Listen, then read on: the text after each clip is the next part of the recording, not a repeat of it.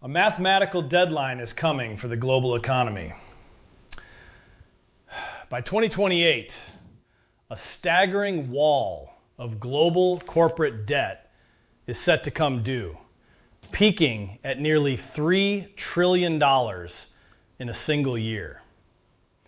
But this isn't just any debt. It's a mountain of borrowing from an era that is now definitively over. The era of free money, and it's not coming back. For 15 years, the financial world ran on one simple rule: don't fight the Fed. That world is gone. We have all just lived through an unprecedented period of cheap capital, an era that inflated what many have called the everything bubble.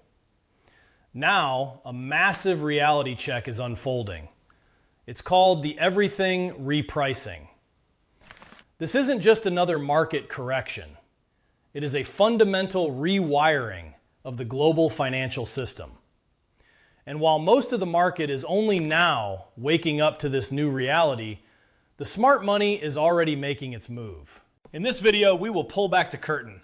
We're going to follow that sophisticated capital into 4 specific havens where it is positioning itself not just to survive, but to profit from the chaos ahead. So what exactly is the Everything Repricing? It's not a forecast. It's a deadline written in stone. That multi-trillion-dollar wall of corporate and government debt we just mentioned was issued when money was practically free. And it all has to be refinanced at triple or even quadruple the original interest rates. For over a decade, the cost of capital hovered near zero. Today, it doesn't. The bill for that decade-long party is finally coming due. This dynamic forces every single asset, from your stock portfolio to the value of your home, to be rejudged. And it's all based on one brutal question: can it survive in a world of expensive capital? To understand where we are going, we first have to understand where we've been. For 15 years, central banks, led by the U.S. Federal Reserve, ran the largest monetary experiment in history. They pinned interest rates to the floor. Then they injected trillions of dollars into the system through a policy known as quantitative easing. What did this ocean of free money actually do? It had a profound and deeply distorting effect. It made borrowing virtually free for governments and large corporations, which in turn supercharged financial markets. This created a bizarre environment where profits mattered less than growth and balance sheets mattered less than a good story. Think about it.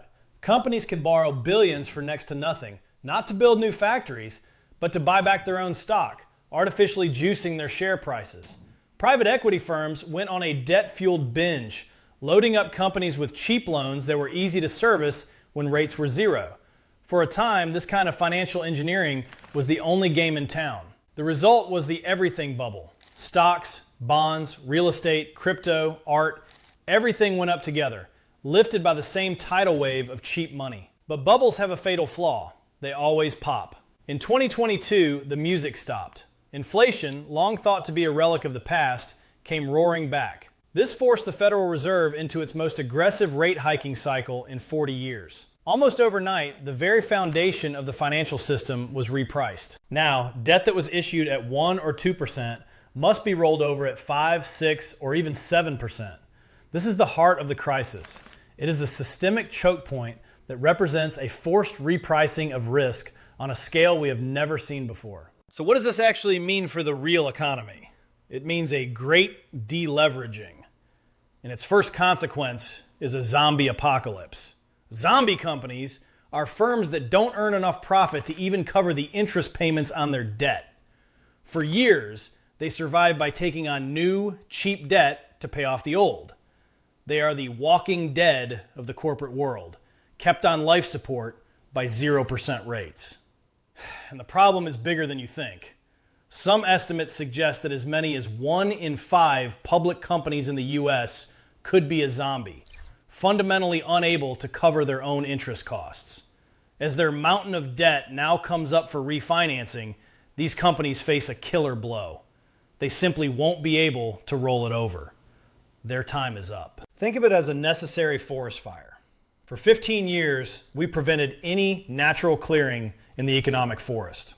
This dead wood, these unproductive zombie companies, was allowed to pile up, choking out healthy growth by tying up labor and capital. The coming wave of bankruptcies, while painful, is that cleansing fire. But a fire, even a necessary one, has consequences. As these companies go under, it will mean layoffs. It will mean losses for the banks and bondholders who lent them money. But here's the most direct connection. Who owns these zombies? There's a good chance you do. They are hiding in plain sight inside popular, broad market index funds and ETFs that form the backbone of countless 401ks and pension plans. When these zombies fall, they could drag down the value of those supposedly safe funds with them. We are at a critical turning point. The strategies that worked for the last decade will not work for the next. This cleansing fire will be painful, but it also creates immense opportunity. This raises the most important question of all. If the old playbook is broken, what's the new one? While most investors are watching the fire spread, a handful of sophisticated players are quietly making their move. They aren't panicking, they're repositioning. We've tracked their capital into 4 specific destinations: the safety of cash, the resilience of fortress companies, the scarcity of hard assets, and the steady income from strategic infrastructure. Haven number 1, cash and its equivalents. The first and most important destination for smart money is probably the most boring asset on earth: cash. But this isn't cash stuffed under a mattress. We're talking about short-term, high-quality assets like treasury bills and money market funds. For 15 years, the mantra on Wall Street was TINA. There is no alternative to stocks, because cash paid you nothing. Today, that world is completely upside down. For the first time in over a decade, cash is no longer trash. It's a powerful strategic asset. With short-term government bonds and money market funds yielding over 3.5%, you are finally being paid to wait. You can earn a respectable, risk-free return without the drama of the stock market. This simple fact has caused a massive, silent rotation of capital. As of late February 2026, assets in money market funds have swelled to a colossal $7.8 trillion. This dry powder isn't just sitting idle, it's strategic power. In a word, it's optionality. It allows a savvy investor to ride out the storm with zero volatility, collect a healthy return, and patiently wait for the fire to create what could be once-in-a-generation buying opportunities. In a world of expensive capital, the person holding cash calls the shots. Haven number 2, fortress balance sheet, companies. But smart money isn't just hiding in cash, it's actively buying. This brings us to our second haven, companies with fortress-like balance sheets. In the free money era, the market fell in love with exciting growth stories. Now that script is flipped. In this new world, the most attractive quality is resilience. A fortress balance sheet has 3 key traits. First, low debt, which means it isn't a slave to the credit markets. Second, gushing free cash flow, so it can fund its own growth without borrowing. And third, pricing power, the ability to raise prices to offset inflation because it sells something essential. These companies are the anti-zombies. They are the apex predators of this new economic environment. While their over-leveraged competitors struggle just to survive, these firms can play offense. A dominant consumer staples company, for example, can use its cash to acquire weaker rivals for pennies on the dollar, while passing on rising costs to protect its profit margins. Haven number 3, energy and hard assets. Beyond resilient companies, smart money is looking at things you can physically touch. This leads to our third haven, the world of energy, industrial metals, and agricultural commodities. For a decade, while financial assets boomed, the world chronically underinvested in the real economy. Why? It was simply more profitable to engineer a stock buyback than to build a new copper mine or drill an oil well. This has created massive structural shortages in the very things we need to build and power our world.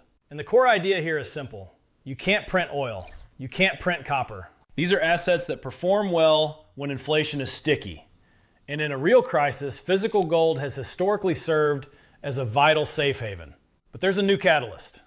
A massive wave of demand is coming from the global build-out of artificial intelligence, creating a ferocious appetite for electricity. This in turn is driving demand for natural gas, uranium, and other key inputs that power our digital world. Haven number 4, strategic real assets and infrastructure. This brings us to our fourth and final destination for smart money, a very specific slice of the real economy known as strategic infrastructure. This is not about office towers or shopping malls which are facing their own debt crisis.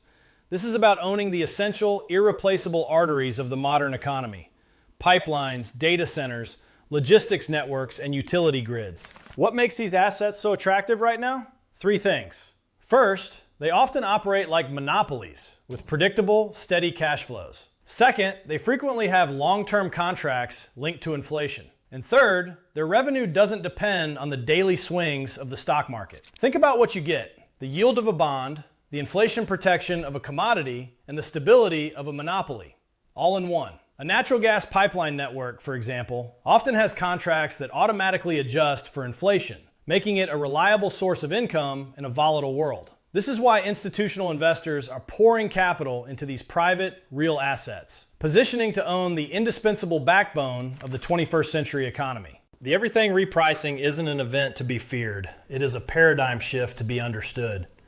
The age of free money created a financial fantasy land. Now we are all waking up to the real world. The transition will be bumpy. The cleansing fire will burn through the dead wood of the zombie economy. But on the other side of this, a more resilient, productive, and rational market is waiting. The winners in this new world won't be the gamblers who thrived in the bubble. The winners will be those who value what has always mattered: strong balance sheets, disciplined management, and the ownership of scarce, productive assets. Smart money isn't panicking, it's methodically rotating. It is moving out of the bubble and into the 4 havens we've discussed today. 1, the safety and optionality of cash. 2, the durability of fortress companies. 3, the scarcity of hard assets. And 4, the resilient income of strategic infrastructure. This is the great rotation. This is where smart money is hiding in plain sight. Stay liquid, stay informed, and stay prepared. Which of these 4 havens do you think holds the most promise for the years ahead? And more importantly, why? Share your reasoning in the comments below, and let's navigate this new era together. If you found this analysis valuable, be sure to subscribe and hit the notification bell so you don't miss our next video.